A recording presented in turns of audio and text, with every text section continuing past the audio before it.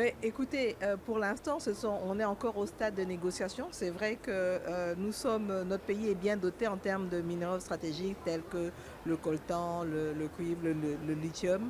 Et nous sommes dans un processus où ce que nous souhaitons, c'est d'avoir ce partenariat gagnant-gagnant, notamment avec les États-Unis d'Amérique, mais en assurant que nous puissions nous travailler aussi sur les chaînes de valeur, la transformation de niveau de notre pays, parce que ça nous permettra aussi de créer des emplois. Donc c'est pas seulement un partenariat où nous avons un pays qui va venir prendre, mais c'est un pays qui va investir chez nous, qui va pouvoir créer des emplois chez nous et qui va nous permettre aussi de développer le marché interne. Donc pour l'instant, ce sont des discussions qui sont ouvertes, mais ce n'est pas encore finalisé.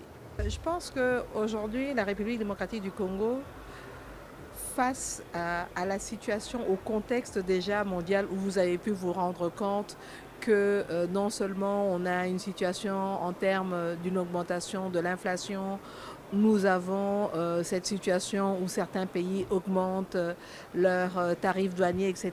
Nous, en tant que RDC, nous sommes un pays ouvert aux investissements étrangers parce que non seulement nous avons un fort potentiel, on le dit, on le répète, en termes de ressources naturelles telles que les minerais stratégiques, la biodiversité, les ressources hydriques, notre sol fertile qui nous permet d'aller au niveau de l'agriculture.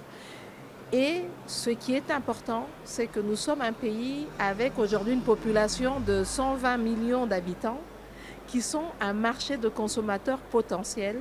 Et dans les 120 millions d'habitants, nous avons 60% de jeunes, qui est le capital humain, qui va pouvoir être disponible pour pouvoir travailler parce que nous sommes en train de travailler sur leur formation autant au niveau primaire secondaire mais éducatif, donc primaire secondaire, mais aussi en termes de formation professionnelle. Donc ça va constituer un capital humain qui est disponible pour pouvoir développer le pays. Maintenant, par rapport aux investissements, nous avons un code des investissements aujourd'hui, d'ailleurs que nous sommes en train de revoir pour donner beaucoup plus d'accès aux investisseurs nationaux comme étrangers.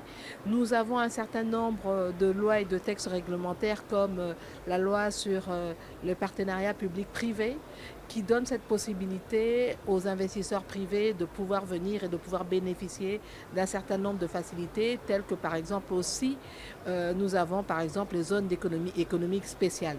Alors autre chose, c'est que nous sommes dans un processus de réforme pour améliorer le climat des affaires, où nous travaillons vraiment sur la bonne gouvernance, la lutte contre la corruption, la sécurisation judiciaire et juridique des investisseurs. Donc tout ça, c'est vraiment tout un paquet que nous mettons à disposition des futurs investisseurs parce que, comme on l'a dit, nous avons beaucoup de défis. Manque d'infrastructures routières, chemin de fer, manque d'énergie alors que nous avons les ressources naturelles pour ça. Et donc, pour nous, ces défis-là sont vraiment des potentiels marchés pour nos investisseurs où ils peuvent venir investir et de toute façon, ils auront le marché interne qui sera là comme en tant que consommateur. Et n'oubliez pas, la RDC a quand même 9 pays voisins et donc si nous sommes un marché interne de consommation, les voisins aussi le sont. Donc nous avons quand même beaucoup à offrir.